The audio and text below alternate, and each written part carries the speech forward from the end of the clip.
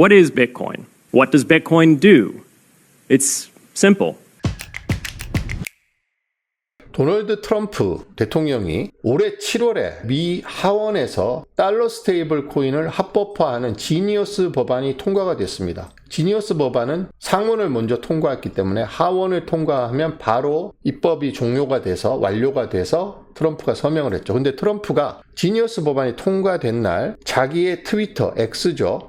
Greatest Bitcoin Explanation of All Time 이라고 했습니다. 역사상 가장 뛰어난 비트코인에 대한 설명이다 라고 하면서 이 영상을 공개를 했습니다. 이게 도널드 트럼프의 X죠. 그래서 Greatest Bitcoin Explanation of All Time. 도대체 어떤 설명이길래 미국의 트럼프 대통령이 역사상 가장 위대한, 가장 뛰어난 비트코인에 대한 설명이다 이렇게 이야기를 했을까요? 여러분들 혹시 이 영상에 대해서 알고 계신가요? 자, 트럼프가 이야기한 이 영상은 언제 나왔냐? 2018년 10월 11일 오전 10시에 미국의 의회 상원 은행 주택 앤 도시 문제 청문회에서 나온 설명을 트럼프 대통령이 역사상 가장 뛰어난, 가장 위대한 비트코인에 대한 해설이다 라고 이야기를 했습니다. 제가 속기록을 한번 보니까 원래 이 청문회의 타이틀이 이거보다 조금 더 길었습니다. Exploring the Opportunities and Challenges Surrounding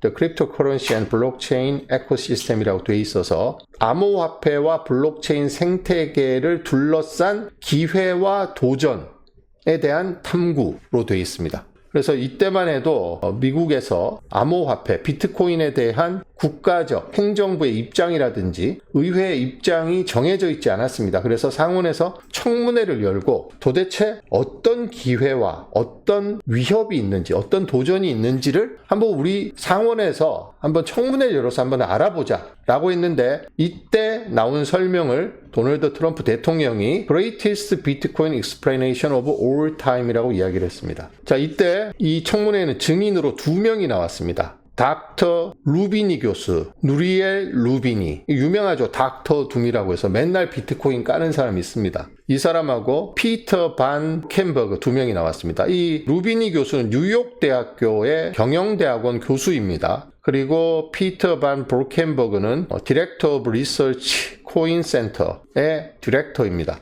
자, 2명이 지금 청문회에 나와 있습니다. 자, 이 사람은 opportunities, 이 사람은 challenges를 각각 이야기하는데 도널드 트럼프 대통령이 greatest explanation of all time이라고 이야기한 것은 이 피터 반 볼켄버그의 비트코인에 대한 미국 상원 청문회에서의 설명입니다. 자, 피터 반 볼켄버그는 뉴욕 대학교에서 법학을 전공을 했고 구글에서도 일을 했습니다. 그리고 코딩과 디자인을 독학했다고 되어 있습니다. 자, 그리고 이 사람 X에 가보면 이 사람은 비트코인의 신봉자라는 걸 알 수 있고 이 사람 비트코인에 대해서 연구를 하는데 사토시 나카모토의 말을 자기 프로필에 인용해 놨습니다. 자, 비트코인을 다른 사람들이 제너럴 오디언스에게 설명하는 글을 쓰는 게 너무 어렵다. 블러디 하드. 왜냐하면 관계돼서 이것을 쉽게 설명할 수 있는 게 아예 없기 때문이다라는 사토시 나카모토의 말을 인용해서 자기 프로필을 써놨습니다. 이런 피터 반 볼켄버그가 정말로 중요한 암호화폐, 비트코인의 운명에 중대한 영향을 미칠 수 있는 상원 청문회에 나가서 이야기를 했는데 여기에 대한 피터 반 볼켄버그의 설명을 트럼프 대통령이 Greatest Bitcoin Explanation of All Time이라고 했으니까 사토시 나카모토가 그렇게 어렵다고 이야기한 것을 이 사람이 자기 딴에는 최대한 쉽게 설명을 했다고 볼 수 있습니다. 자, 그러면 이 사람이 어떤 설명을 했는지 청문회 총 영상은 한 6분 정도 됩니다. 6분 정도 되는데 이 사람이 자기가 6분 정도 발표를 하고 그 다음에 질의응답을 했습니다. 그런데 먼저 6분 발표 내용 중에서 머리 부분만 한번 잠깐 들어보시겠습니다. What is Bitcoin? Bitcoin is the world's first cryptocurrency, and it works because of the world's first public blockchain network. What does Bitcoin do? It's simple. It lets you send and receive value to and from anyone in the world using nothing more than a computer and an internet connection. Now, why is it revolutionary? Because unlike every other tool for sending money over the internet, it works without the need to trust a middleman. The lack of any corporation in between means that Bitcoin is the world's first public digital payments infrastructure.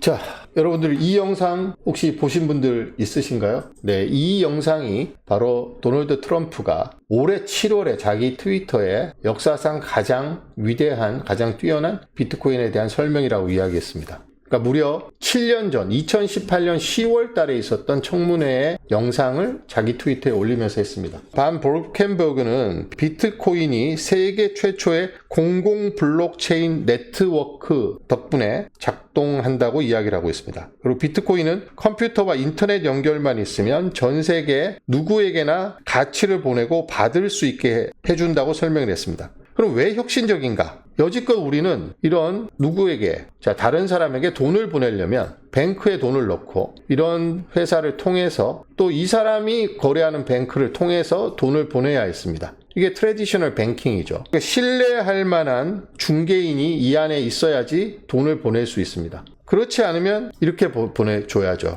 만나서 직접 돈을 주는 이런 방식밖에 없었는데 비트코인이 왜 혁신적이냐? 반 볼켄버그는 이런 신뢰할 수 있는 우리가 은행이라든지 비자, 마스터, 아메리칸 익스프레스 우리가 신뢰하잖아요. 페이팔 이런 데는. 그러니까 이런 신뢰할 수 있는 제3자가 있어야지만 우리가 돈을 보낼 수 있습니다. 비트코인은 공공 인프라인 블록체인 덕분에 이런 거 없이 그냥 바로 돈을 보낼 수 있기 때문에 혁신적이고 세계 최초의 공공 블록체인 네트워크의 역할은 이런 겁니다. 이렇게 아주 심플하게 설명했습니다. 비트코인은 세계 최초의 암호화폐이자 이런 신뢰할 만한 제3자 없이도 바로 가치를 전 세계 누구에게나 보낼 수 있고 받을 수 있기 때문에 비트코인은 혁신적이다 라고 이야기합니다. 그리고 반 볼켄버그는 여기서 공공 블록체인 네트워크라고 이야기했는데 공공이라는 것은 모든 사람이 이용할 수 있고 어떠한 단일 주체도 이 네트워크를 소유하고 있지 않다는 의미라고 설명을 합니다. 우리는 이메일을 보내거나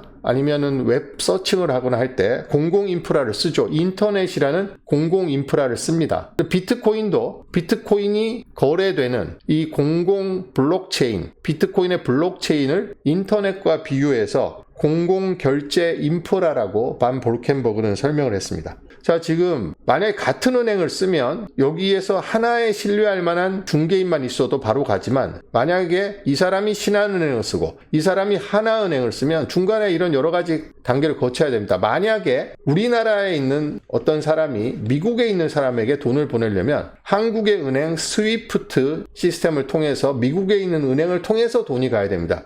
그러니까 얼마나 많은 사람이 중간에 껴 있습니까? 이렇게 제3자, 신뢰할 만한 중개인 없이 전 세계 어디 누구라도 가치를 전송, 주고 받을 수 있는 공공 블록체인 네트워크가 비트코인이라고 설명을 합니다. 반 볼켄버그는 비트코인은 국적, 인종, 종교, 성별, 성적 지향, 그리고 신용도와 관계없이 누구나 비트코인 주소를 생성해서 자기의 지갑으로 비트코인을 받을 수 있고 전 세계 최초로 누구나 접근 가능한 공공화폐 시스템이라고 설명을 합니다. 이 부분이 아주 심플하게 설명을 했는데 아마 트럼프가 가장 뛰어난 설명이라고 이 부분을 언급했던 것 같습니다. 자, 비트코인이 그러면 완벽하냐? 비트코인은 완벽하지 않다라고 이야기합니다. 2018년이니까 지금부터 7년 전에 비트코인이 아직 채택률이 지금도 3%밖에 안 된다고 하니까 2018년이면 비트코인에 대한 채택률이 1%나 될까요? 그리고 많은 사람들이 비트코인을 부정적으로 생각하고 범죄자들이나 쓰는 그런 범죄 수단으로 생각할 때니까 여러 면에서 취약하죠. 이 부분에 대한 볼켄버그의 설명 한번 들어보시겠습니다. Is it perfect? No. Neither was email when it was invented in 1972. Bitcoin's not the best money on every margin. It's not yet accepted everywhere. It's not used often to quote prices, and it's not always a stable store of value. But it is working, and the mere fact that it works without trusted intermediaries is amazing. It's a computer science breakthrough, and it will be as significant for freedom, prosperity, and human flourishing as the birth of the internet. And Bitcoin is just the beginning. 자, 볼켄버그는 비트코인의 어떤 중요성을 설명하면서 단일 실패 지점, 단일 장애 지점이라는 이야기를 합니다. 그러니까 단일 장애 지점은 영어로 single point of failure라고 이야기하죠. single point of failure. 단일 실패 지점 혹은 단일 장애 지점이라고 이야기합니다. 줄여서 SPOF라고 이야기를 하죠. 이 단일 실패 지점, 단일 장애 지점은 어떤 연결이, 수많은 연결이 하나의 고리만 문제가 생겨 끊어져도 전체 시스템에 큰 영향을 미치는 것을 싱글 포인트 오브 페일리어라고 이야기합니다. 그래서 반 볼켄버그는 비트코인의 중요성을 이야기하면서 단일 실패 지점 이야기를 합니다. 자, 사례를 드는데요. 미국에서 개인의 정보라든지 개인의 실생활이라든지 개인의 재정이라든지 이런 것과 밀접한 아주 때려야 뗄 수 없는 그런 정보라든지 역할을 하고 있는 그런 기업들이 점점점 소수화되고 있다는 점을 이야기를 합니다. 한번 보세요. 여기는 지금 글로벌 톱 에셋입니다. 여기 보면 엔비디아, 애플, 마이크로소프트, 알파벳, 구글이죠. 아마존, 비트코인도 여기 있습니다. 많이 떨어졌습니다만 2조 달러 아래로 떨어졌네요. 그 다음에 메타, 페이스북하고 인스타그램이죠. 그리고 테슬라. 자, 이런 매그니피센트 8, 이런 소수의 미국의 빅테크 기업들이 우리의 삶에 엄청난 영향을 주고 있고 그들이 점점점 경쟁자들을 모두 도태하고 소수화되고 있다는 것을 지적을 합니다. 더 커지고 더욱 강력해지고 있습니다. 이를테면 구글이 없다. 구글이 없이 아마 지금 일을 하거나 생활하기 힘든 분이 너무나 많겠죠. 혹은 인스타나 이런 데 기반해서 뭔가 영업을 하거나 콘텐츠를 만들어서 생활을 영위하는 분들은 메타에 굉장히 의존하고 있습니다. 유튜브를 하는 사람들은 또 구글에 다 의존하고 있죠. 이렇게 너무 많은 사람들이 극소수의 거대 빅테크 기업들에게 의존하고 있다는 점을 지적하고 있습니다. 그래서 이 싱글 포인트 오브 페일리어, 단일 실패 지점이 존재한다는 거죠.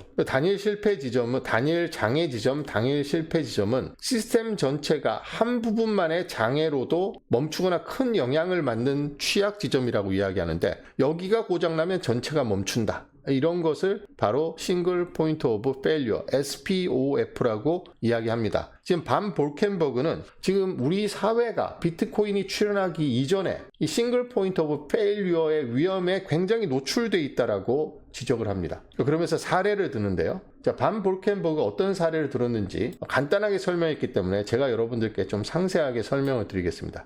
자, 첫 번째 반 볼켄버그가 싱글 포인트 오브 페일리어의 사례로 든 것은 이퀴팩스 주식회사입니다. 미국 조지아주 애틀랜타에 있는데 신용 위험을 평가하는 기관입니다. 전 세계적인 서비스를 하고 있는데 첫 번째 볼켄버그는 이퀴팩스의 사례를 들고 있습니다. 자, 이퀴팩스가 해킹 피해를 입었습니다. 2017년 7월에 해킹 피해를 입어서 1억 4,300에서 1억 4,700만 명 이상의 개인정보가 해킹해서 유출돼서 이름, 생년월일, 소셜 시큐리티 번호, 주소 등 민감한 정보를 해킹당했습니다. 7월에 해킹당했는데 이 사실을 9월에 공개를 했습니다. 미국 인구의 거의 절반인, 미국 인구 한 3억 명 정도 되니까 거의 절반이 해킹을 당해서 자기의 민감한 개인정보가 모두 유출됐습니다. 초대형 데이터 개인정보 유출 사건이 2017년 7월에 미국에 있었습니다. 자, 이것이 공공 블록체인 같은 인프라 없이 단일 기업이 이렇게 많은 개인의 정보를 관리하고 있을 때 신용도를 평가하기 위해서 여기 한 군데가 해킹되면 미국인 절반의 개인정보가 다 빠져나가니까 엄청난 싱글 포인트 오브 페일리어의 사례다라고 첫 번째 이야기를 합니다.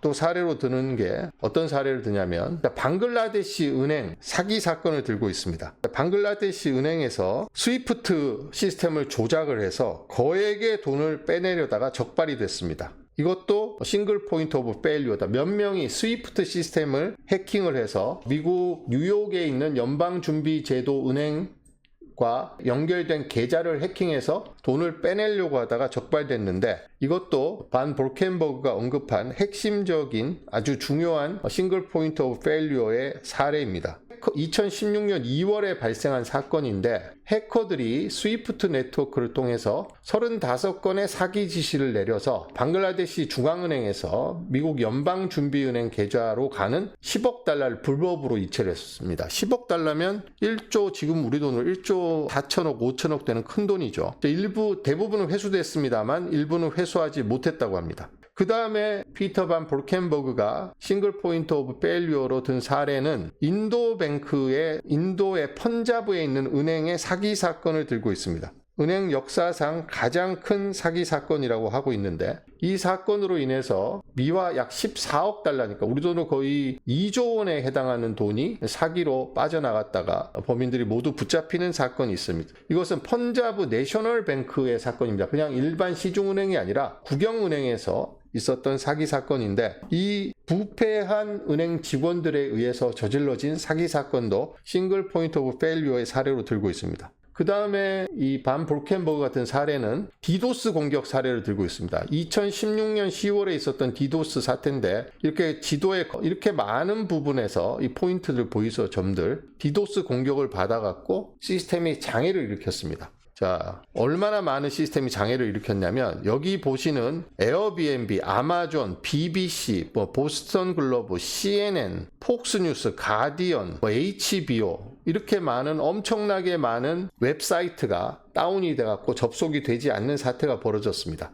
이거는 단 하나의 서버를 해킹을 했기 때문에 디도스 공격을 했기 때문에 미국의 도메인을 관리하는 그런 기관에 대한 디도스 공격 때문에 이렇게 전 세계 모든 사람들이 일상적으로 접속해서 사용하고 있는 이런 기관들의 홈페이지에 접속이 불가능해지는 사건이 있었는데 이 사건을 피터 반 볼켄버그는 단일 장애 지점의 아주 중요한 사례로 언급을 하고 있습니다. 그리고 어떤 병원에서 사물 인터넷에 연결되어 있는 심장 박동기가 해킹돼서 멈춘 사례도 있었다고 반 볼켄버그는 이야기를 하고 있습니다.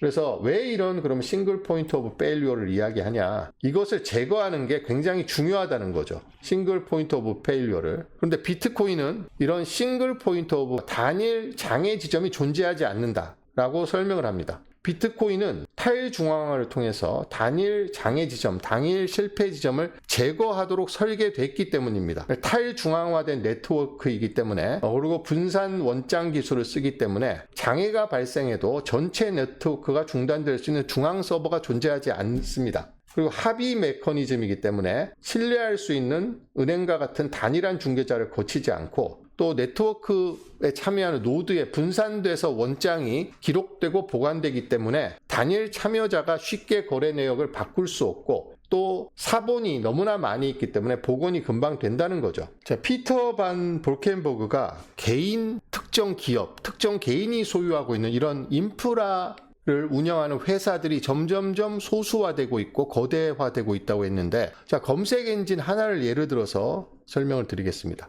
자, 검색 인터넷 초창기에는 수많은 검색 엔진이 있었습니다. 아치, 야후는 다 아시죠? 웹크롤러, 라이코스, 알타비스타, 익사이트, 핫봇, 에스크집 모두 인기 있는 경쟁사였지만 지금 어떻게 됐습니까? 싹 다 망하고 구글만 있습니다. 국내에서도 검색 엔진이 여러 개 있었습니다. 지금 다 망하고 네이버가 거의 독점하고 있고 다음이 명맥을 일부 유지하고 있을 뿐입니다. 이만큼 지금 빅테크 기업들이 경쟁자들을 모두 물리치고 소수화되고 점점점 거대화되고 있습니다. 지금 점점점 소수화되고 있고 거대화되고 있는 이런 빅테크 기업이라든지 기관들이나 이런 데가 공격을 받거나 어떤 실패가 발생을 하게 되면 전 국민 혹은 전 세계인의 삶에 심각한 타격을 주는 양상으로 점점점 세계가 흘러가고 있다는 거죠. 그렇다면 구글 유튜브 서버가 해킹을 당해서 유튜브가 만약에 일주일 동안 안 된다. 그럼 저는 오늘 유튜브 방송을 못 하는 거죠. 저뿐만 아니라 유튜브를 하는 사람, 그걸로 수익을 발생시켜서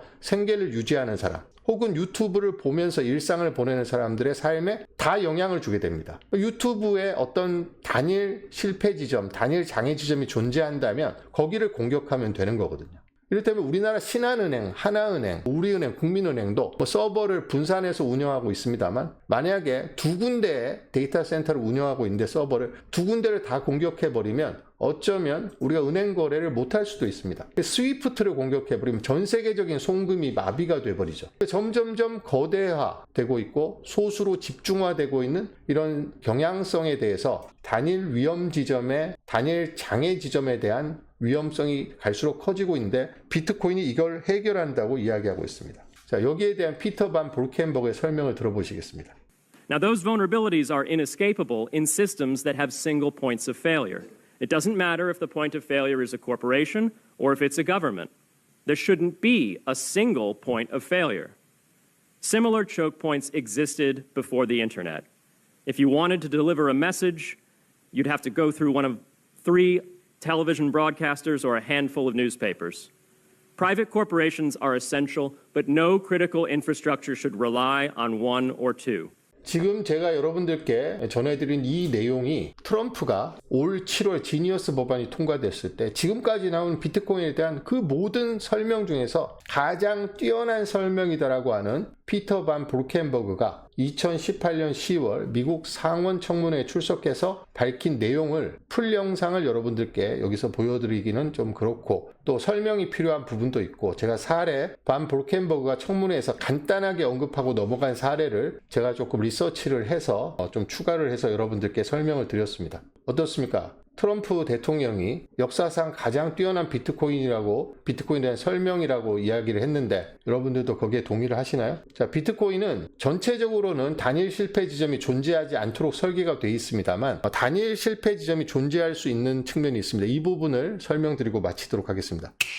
일단 시스템의 문제가 아니라 개인 지갑 관리에서 실패가 나올 수 있습니다. 키를 분실하거나 키를 유출하면 시드 구문을 잃어버리면 개인 지갑에 있더라도 복구할 수가 없습니다. 시드 구문을 잘 적어놔야 되는데 적어놓은 종이를 잃어버리면 시드 구문을 완전히 잃어버리게 되는 거죠. 그래서 그걸 알루미늄 판에 각인을 해서 보관하는 것도 있고 자기가 잃어버릴까봐 커스터디 업체에다가 맡겨서 보관하는 사람도 있습니다. 그래서 키를 분실하거나 혹은 자기 키가 유출돼 버리면 다른 사람이 그 시드 구문을 통해서 비트코인을 빼갈 수 있기 때문에 개인 지갑 관리라는 측면에서 실패 지점이 존재할 수 있습니다만 비트코인 전체로 봤을 때는 실패 지점이 존재하지 않죠. 그 다음에 중앙집중형 거래소, 업비트나 빗썸 같은 곳에 보관을 하게 되면 여기도 해킹을 당할 수 있습니다. 마운트 곡스라든지 그런 사례가 있죠. 그렇기 때문에 우리나라의 업비트나 빗썸은 전체 고객이 보유하고 있는 거래소를 통해서 구매한 거래소에 입금시켜 놓은 그런 암호화폐의 한 80%인가를 콜드 월렛에 옮겨놓고 있기 때문에 100% 해킹이 당하는 일은 이제는 국내 거래소에서는 발생하지 않을 겁니다만 정부가 만약에 거래소에 모든 암호화폐 입출금을 중단한다든지 원화 입출금을 중단한다든지 하는 그런 명령을 내릴 경우에 거래소라는 중앙화된 기관에서의 단일 실패 지점이 만들어질 수 있다고 합니다. 근데 비트코인 자체는 단일 실패 지점이 없다는 거죠. 그래서 셀프 커스토디 잘 하시고 중앙화된 거래소에 너무 오래 머물러서 거기에서만 거래소 지갑으로만 비트코인을 보유하지 마시고 개인 지갑, 특히 홀드 월렛으로 옮겨서 보관하시면 단일 실패 지점을 없앨 수 있는 좋은 방법이 되겠죠. 상원 청문회 피터 반 브루켄버그의 풀 영상을 보실 수 있는 링크를 고정 댓글로 남겨드리도록 하겠습니다. 방송은 여기서 마치도록 하겠습니다.